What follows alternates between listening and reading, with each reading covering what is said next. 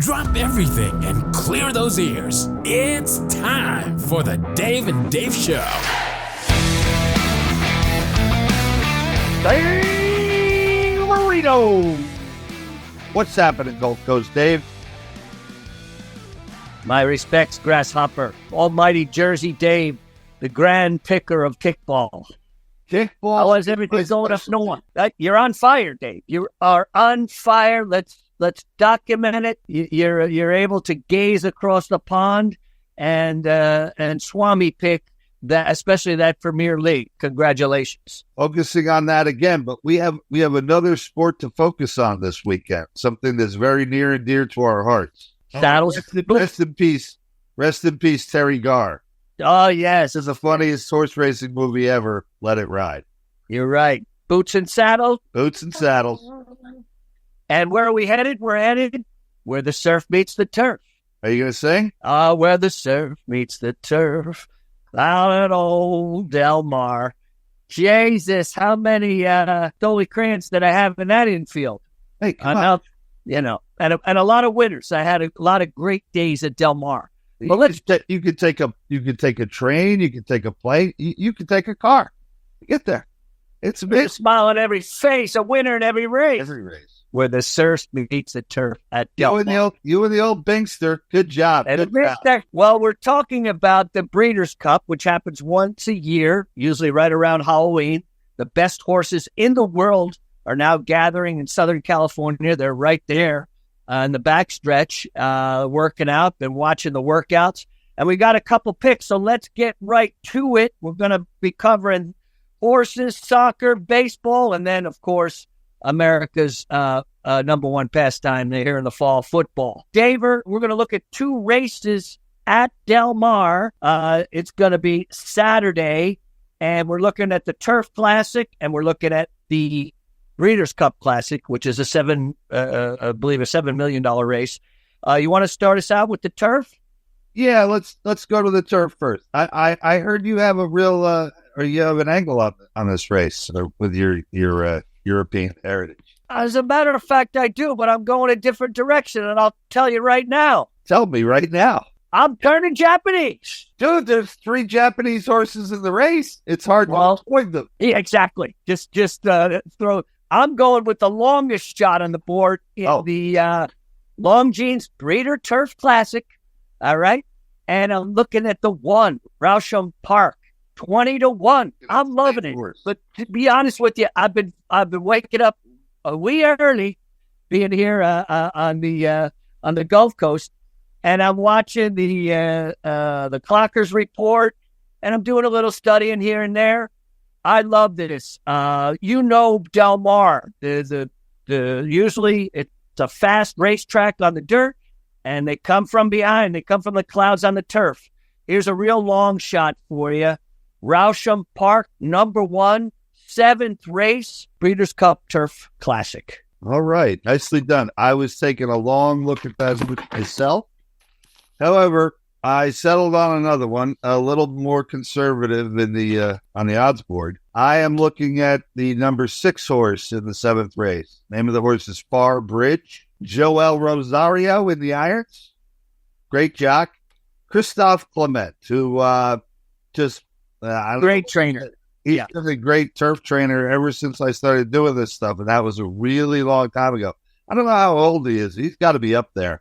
But still, year in and year out, turf specialist at the New York tracks, and then he'll send a good one like this to something like the Breeders' Cup or a big turf race at another track. And I think everybody needs to respect the crap out of number 6, Far Bridge. That's my pick. Well, he's 3 wins out of 6, 3 wins and a third, 4 figures, and 6-1 is a nice price. All right, let's head directly to the Breeders' Cup Classic, $7 million on the line. And again, I can't get away from it. I'm sorry. I love the Japanese connection here. A year ago, at this race, a horse named Ushba Tesoro, which is actually Spanish for treasure, finished 5th in this race. Dropped back. He was in terrible shape. Surged to within 3 3/4 of a length. He finished 5th. I like him. He's working out really good. His past through 4 races, he's only won once out of 4. Been running in Japan and also in Dubai. I like the way this sets up for him and also Forever Young, the one horse, also another Japanese horse. I love these two, but I'm favoring Uspa Tesoro in the 7 slot for the Classic. I was taking a long look at that one Japanese horse, but again, I got away from Japan. And I don't know if I'm asking for trouble. I'm going with another New York-based trainer, but here's a guy he's won all over the world, for that matter. I am going with a little bit more of a price in this race. I am going with the number 12 horse, Arthur's Ride. Oh, yes. Junior Alvarado in the irons, and Hall of Famer Billy Mott training. I love the price. Yes. I'd be very surprised if this guy goes off at 15-1. If he goes off 15-1 or better, I'd say, take a look at him. Huge field. You can play across the board in this kind of race. I never do it. I never play show. Usually do win and place, and I usually look for a pretty decent price. In this case, I think you could even go to the 3rd spot to a show price. And maybe definitely really good. These big races, you're right, Dave. These big races, those show pools are really attractive. You can get $6, $7 almost on a favorite, Bet them across, take 20 across. Arthur's Ride is another horse that looked really well in these mornings. He's training very well. Throw out that last race, like you said, at Saratoga, the Jockey Colt Club, because he won the Whitney. And actually the winner of that last race, Highland, what's the name of that horse? Highland Falls won that race. And also I'm looking at, that's a 20-1. You got some great prices in there. Yeah, I know we're playing for a pizza, right? We are going for a pizza. We are going for a pizza. All right. Well, so there's our pick. I'm with the 7 in the Classic. You are on 12. Arthur's Ride. A couple of nice picks where the surf meets the turf at Del Mar this weekend. Tell everybody about our soccer picks lately. Well, they're your soccer picks, Dave. I'm on your coattails. Believe me, I'm like Rusty Wallace at Talladega. I'm right on your bumper, and I'm drafting you. Arsenal, Liverpool, tie from the dip. I got 240. Yeah, it was 240, and they were down 2,000. Wonderful people. It was beautiful. A late tie, and you've been on fire. You've been really handicapping well, especially in the Premier League. You seem to have your fingerprint on that. Well, I'm going back to the Premier League, and I'm going back to Arsenal again, although this is going to be a little bit of a flip side. Although that's not true. Arsenal was favored in that game against Liverpool because they were at home. Now they turn around this week. They're going to play Newcastle, sort of a middle-of-the-pack team right now, but been playing very tough at home, and they're not giving up any goals. They've given up 3 goals in 4 home games, so less than a goal a game. I think Newcastle can play it, again, pretty close to the vest. When is that game, Dave? Newcastle's at home. Okay, but when? When is it? Tomorrow? Oh, it's Saturday. Saturday. Okay. 7:30. It's going to be early. Eastern time. It's the early game over there. Also, the top teams hate to play that early game. They just hate it. They feel like it's the great equalizer. Like nobody's really ready to play at lunchtime. They're I don't know what it is. Maybe there's still partiers on these European soccer teams. But anyway, top teams hate the early game, and they hate the lunchtime game on the road. So I'm hoping both things come into play here. And Newcastle, which is playing very well defensively, they're playing very well defensively all over the place. But at home, they've been really good, less than a goal a game, and just hoping they can hang in there. Again, the same thing I said last week, although it ended up 2-2.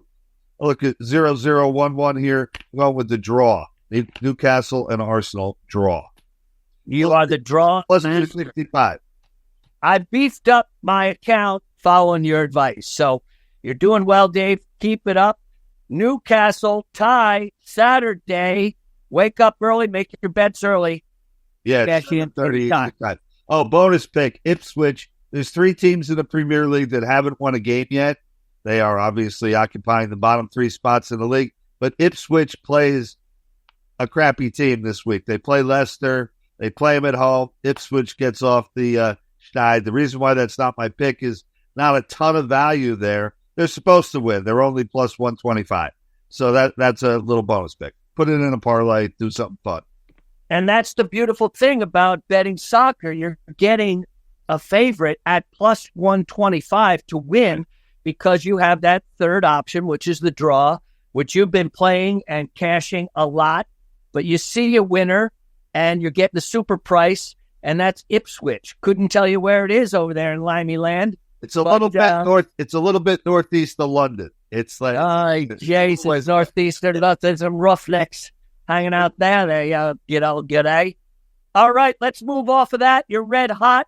I can't say I've been red hot in this sport. The Yankees broke my heart. Those errors and everything. We'll just touch upon the baseball. Dave, I had the Yankees on the run line. I was dancing for a few innings, and then I came back to earth, crashing. I was 2-3. I missed the first two games. I hit the third game, stuck with the Dodgers. That was nice. And then had the Yankees on the run line in the fourth game. So we're doing okay. We're going into last night's game. I'm on the Yankees on the run line. I'm counting the money. The way Garrett Cole was pitching, they're up 5-0.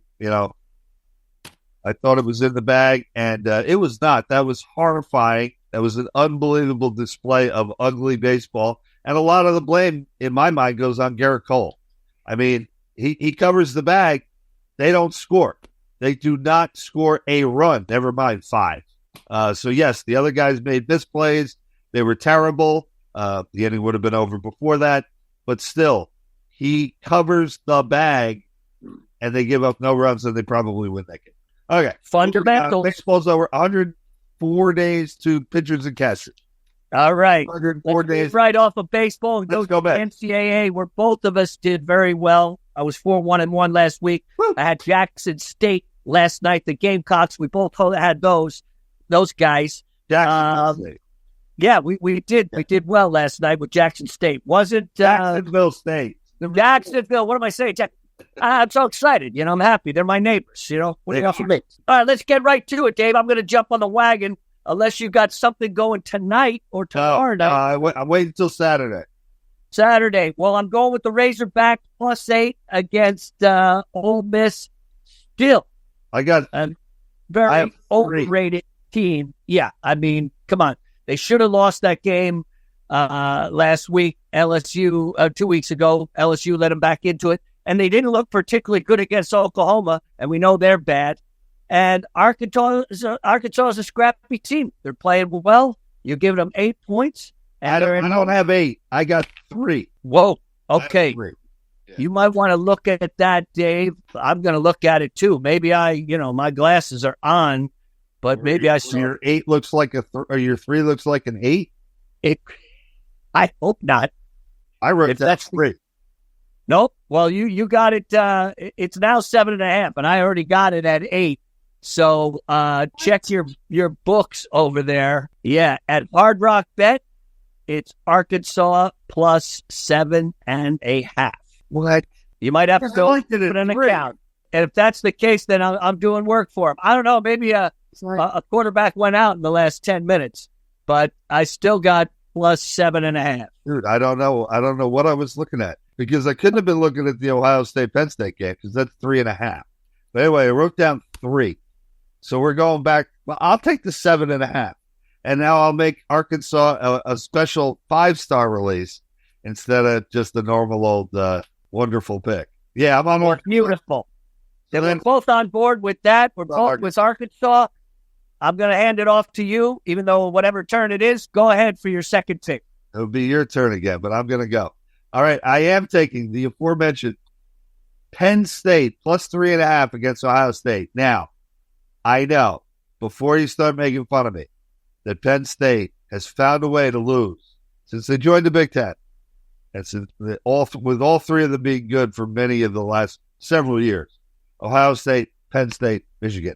They cannot beat. They beat everybody else in the Big Ten. They beat them senseless. But even, Wisconsin, boom, again, they beat them. Ohio State and Michigan, they can't seem to get over the hump. This is the year Penn State gets over the hump. Or Just cover that goddamn 3.5 points, all right? Well, they got a lot of and cover the number for me. I think. What about their QB? They got QB issues. They still don't know if that guy's going to start. I like the way the backup played. I love the way the backup played. I thought he played great. I thought that was going to be the key for Wisconsin to win that game, and it was the exact opposite. No, I was impressed with their win at USC. They came back. I love that. I thought they struggled a little bit, but in Wisconsin, they're probably looking at this game. Yeah, I got Ohio State. We're going head-to-head. I'll give up 3. Ohio State on the road. One good reason, Ohio State. I'll give you a very good reason. They know that this game is basically their season. This is it. You know, they really have, other than Indiana, which is formidable, you know, they're going into hostile territory, and they know everything is on the line. Their coach is going to have these guys ready for this game. Forget about the 21-17 win over Nebraska. They were looking past them. I guess, yes. They should have lost that game. Yes, they should have. And it came off of a loss that was really hard, you know, losing to Oregon by 1 in Oregon, which I thought they played great. And they pummeled everybody behind that, you know, including Iowa. They go into College Station. They beat Penn State by a touchdown. All right, head-to-head. Keep us on a roll, Dave. Keep us going. Pizza game, Penn State, Ohio State. That'll be a good one. Plus, it's an early game on Saturday. I love it when they give us a good early. They don't push them back to, especially at night. I hate that when they push these big games to night times on Saturday. But, you know, when they push what was supposed to be originally an early game to the 3:30 game, and we're left with scraps for the early game. This is an awesome way to get Saturday started. In fact, this is a weird week.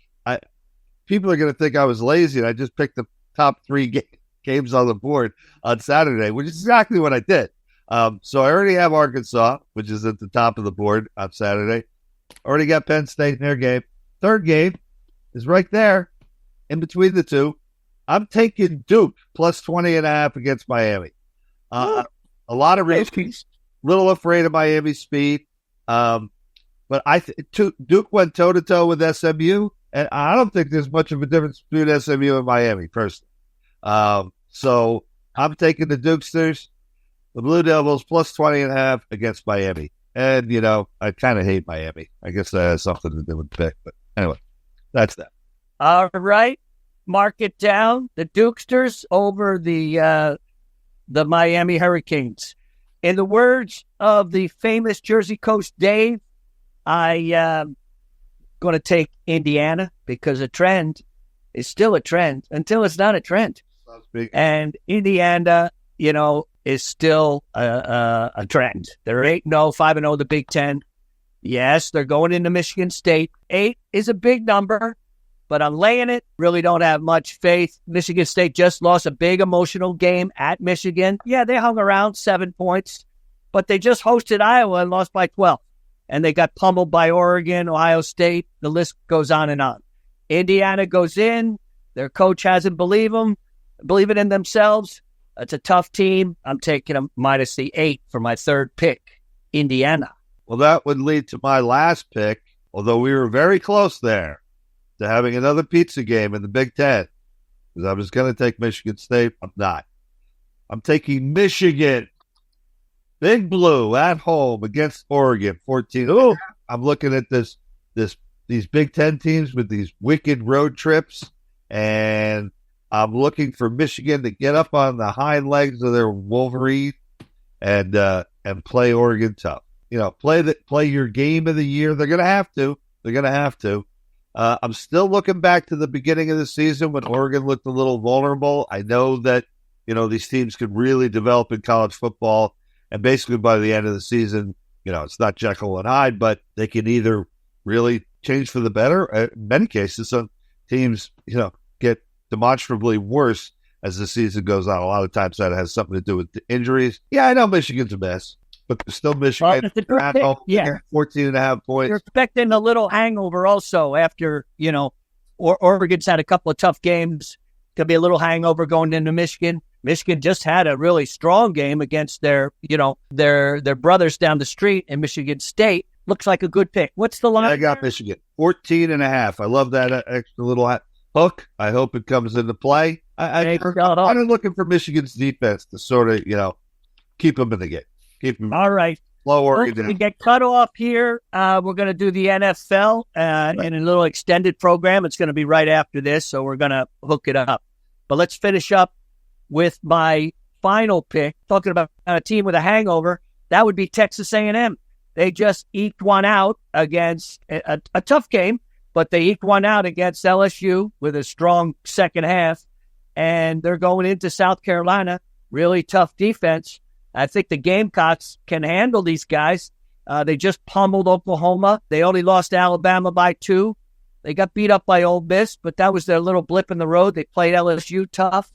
South Carolina Gamecocks, yes, they have 3 losses with 4 wins, but all those losses have been tight.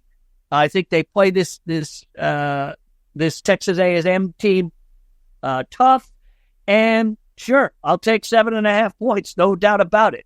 So I'm taking South Carolina against Texas A&M. Love that pick. Don't have it on my board here, but love that pick. Love South Carolina. All right, I don't even have the clock up yet, buddy. So let's do the pros. Run right into it, Dave. You did a little better than me in the pros. I was pros. Yes, a bit of a mystery to me this year. Only a little better. Your Giants let me down. Ended up 3-2 for the week. 3-1 on college. Had the kickball. We're going to hit one of those horses this week, so we'll have a little play money going into Sunday. I'm playing tonight's game. Well, let her rip, my friend. Better judgment. I'm laissez-faire. I'm hands off that one. I'm taking the green, and this is in no way a pro Jets. I mean, the Jets, you know I'm a Jets fan. I've been talking to you all year about how bad they are.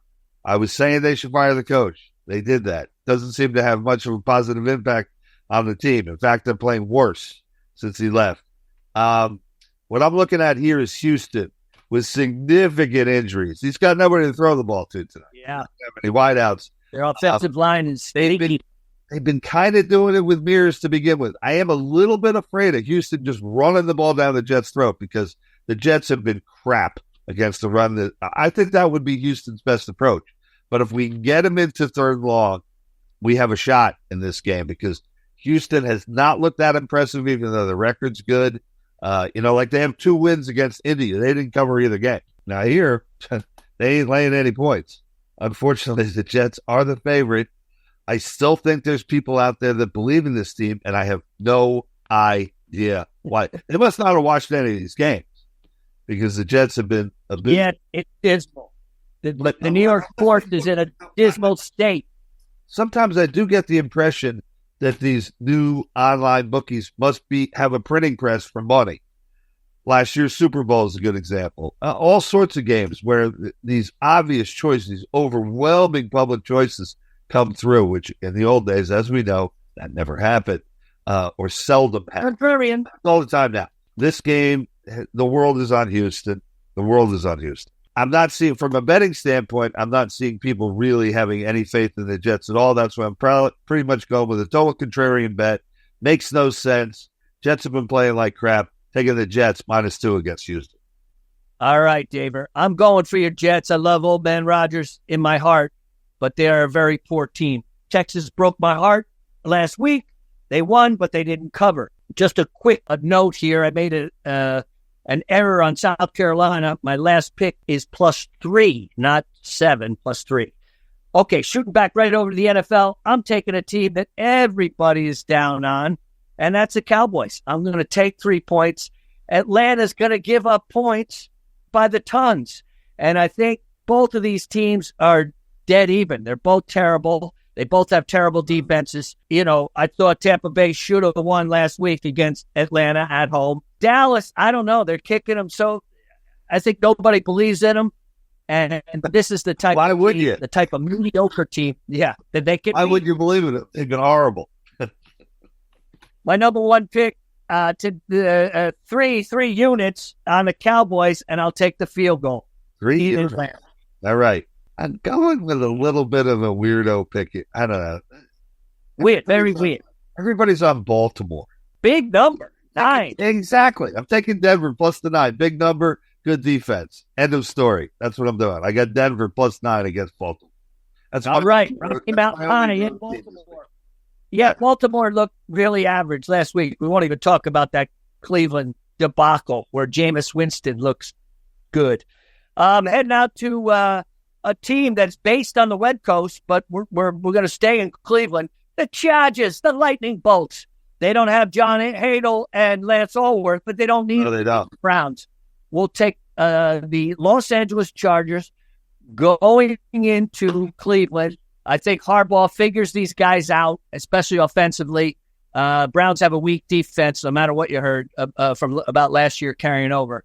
Chargers -1 is my second pick. You don't think the Browns turn their season around with that big last-minute win against the Ravens? No, especially when the Ravens just kept giving it back to them. No. And they let Jameis Winston roll down the field. I think, I heard a lot of crap being talked about Jameis Winston last week. This Harbaugh will get it done. All right? West Coast Harbaugh will get it done. They win on the road. All right. I'm going against one Harbaugh. You're going with the other Harbaugh. All right. Harbaughs are covered. I'm going back to the Garden State. Jersey. Home field of both the Are you kidding me? Jets and the New York Football Giants. +4 against the Washington Redskins. One reason for this. It's glutton for punishment. I guess so. This is crazy, but I'm going. They just broke my heart on Monday night. They'll probably break my heart again on Sunday. But if you remember the game, wasn't that long ago. These two teams played. If the Giants have a kicker in that game, they win that game easily. They couldn't even kick extra points. Right? You remember? They were working out a couple of kickers this morning, I heard. Yeah, and the Jets had to work two guys out because their kickers are tough. This is ridiculous. Maybe they should get Aaron Judge. He booted a couple there in center field. Just go over to the Red Bull Stadium in Harrison and pick up a freaking soccer. There you go. Get a nice Australian there, you good eye. All right, the clock just came on. 10 minutes to play. All right. Yeah, okay. Giants +4 against Washington. Washington still patting themselves on the back over that Hail Mary against the Bears. Obviously should have lost that game. G-Men, it's the last stand. It's the Alamo. It's the, for a lot of these teams. Show up, get out. Let's go Giants. I'd like to concur, but I can't. Yeah, I'm a Giant fan. I love you, but I'm going to sit on the sidelines in that one and root for my blue. But I'm going to stay in the state, but I'm going a little further north where the Bills are hosting the Dolphins. What do you say? Trend is a trend until it's still a trend or not a trend? You're the trend man. Good trend. The Bills are a trend until it stops. Yeah. We're 7 points better than the Dolphins. That's enough said. Sean McDermott does not like these guys. They're going to pummel the Dolphins, and I'll give 6, taking the Bills. All right. Can't argue with that one. You're a trend man. I wouldn't go near that game. But anyway, I can't argue with your logic. All right. I am your fourth pick, Dave Areno.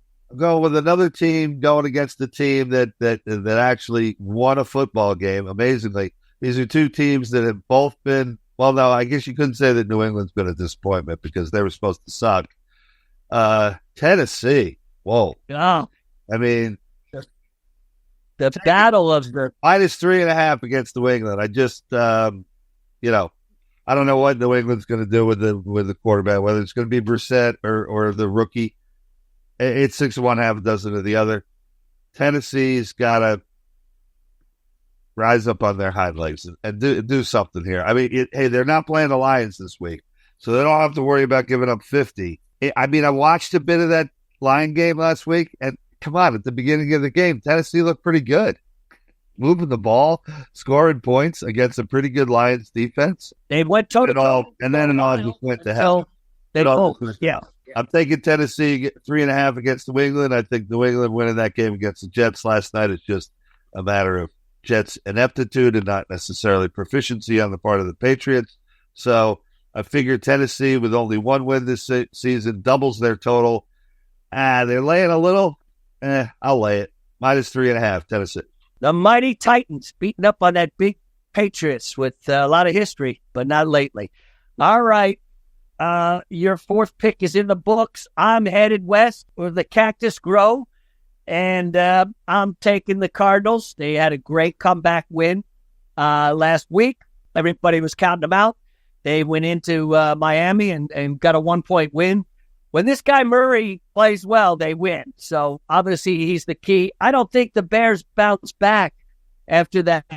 I think, everybody is still walking around afraid to pick. If Ditka was coaching, yes, this team would bounce back.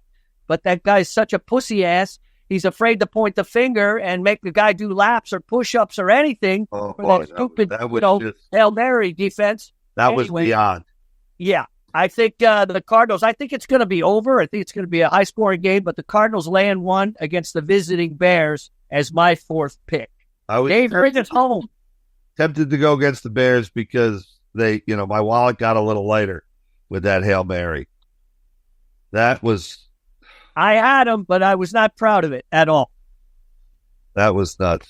Anyway. I'll take the Commanders on that gift. And you have one more? I have one more. You have one Yes, we each do. Bring us home, brother. Well, I might be going to the same game that you're on. I am looking at the clash of the NFC Central Titans, and it is a game between the Detroit Lions and the Green Bay Packers. Game of the week. Yeah, I would say definitely. And Detroit is favored by 2.5 on the road. I am going with the Green Bay Packers. Going with the home team dog. Kind of the same mentality as a few of the other games I picked this week. I really think that this is sort of a, hey, if you can't beat them here, I guess you ain't going to beat them. Yeah, I believe that even more so than Kansas City, because Kansas City's had a lot of these, fairly tight games, maybe a couple games that they shouldn't have even won that they managed to pull out of their ass. That Detroit looks to me to be the best team in the league. But this is a tough spot, and this is the Packers playing pretty well. Definitely can move the ball. Jordan Love looking like a decent NFL quarterback. Taking Green Bay as a home team dog plus, and that line went down a little bit, which is sneaky, even though the public's supposedly all over Detroit. So I'm taking the Packers plus 2.5 against the Lions. The Packers are dog at home. I can't figure that out. I know Lions, you're right, that they're a powerhouse, but that seems pretty logical to me from a betting standpoint. Take the points. I'm going to be giving points on my last pick. Probably think I'm crazy, but I'm taking the Eagles minus 7.5. They're hosting Jacksonville. Jacksonville is still really bad. Everybody knows it, but they are really bad. Trust me. I've had them a couple. I almost took Jacksonville. That was almost one of my picks. You can't do it. If the Eagles do one thing, 3 things: run, and run. Just keep giving the ball to Saquon, and they will score points. And believe me, their defense, which is suspect, is going to look very good against this Jacksonville offense, who's just about last in passing, last in running. But they have a terrible defense. I think, the Eagles are going to rack up 40 some points, and I think they handle Jacksonville easily. Wow. We didn't have the same side on any game, and we didn't have a pizza on the line on any game. We have 10. Well, we got our pizzas and the horses, and in the NCAA, with the Penn State Ohio State Big 10 battle. Right. All right, Dave, that's it for us this weekend. Anything else? Into us next week. Yeah, we're kicking ass. We're taking names later. Follow Dave, Jersey Dave, with the kickball. You'd be making a bunch of money and laughing all the way to the bank. One game that we did make a pick on college, but there is actually a really good game, I think. I definitely want to watch it on Saturday. Give it to me, brother. It's Pitt and SMU. Pitt and SMU. Those two teams. Where's it at? Both a little surprising. Pitt's at home, pretty sure. Ooh, what's the line on that? Hang on. And there's hardly any night games this week. I was complaining about how they push all these games to night games. 7.5. Yeah. Pretty big. If I'm gonna, whoa. Yeah, SMU's at home. Right. SMU is given 7.5. It's a tough one. I mean, I think SMU is the better team, but no way in hell I would give more than a touchdown to Pitt. I just would. Pitt's supposedly the regular starting quarterback. What's his name? Sounds like a Jewish. I don't know, but I know he's back, right? Yeah. Whatever his freaking name. Fourth syllable name. Supposedly he's playing. So I was kind of surprised that this line's still so high. But that just looks like a good, fun matchup. Two teams that are actually kind of borderline thinking, hey, maybe they can sneak into this playoff thing, So that's a good game on Saturday night. All right, both. So Wisconsin and Iowa. Fuck them both. What about that? Iowa? Iowa and Wisconsin, another Big Ten game. Who are you looking at? I lost so much money with Wisconsin this year. Forget it. All right. I was looking toward the Hawkeyes in that one, but Whiskey's been on a roll, so I left that alone myself. On a roll, bro. Penn State again. All right, we made it under the wire. Check with us next week, but look at those horse picks. I think you're going to make some money. Parlay it into a little kickball, and then bring it home with some NCAA and NFL picks. You're here at Dave and Dave. Dave and Dave signing off. We're picking winners. See ya, fellas. And ladies. A lot of ladies gambling. God bless the ladies. All right. Later. Later, brother.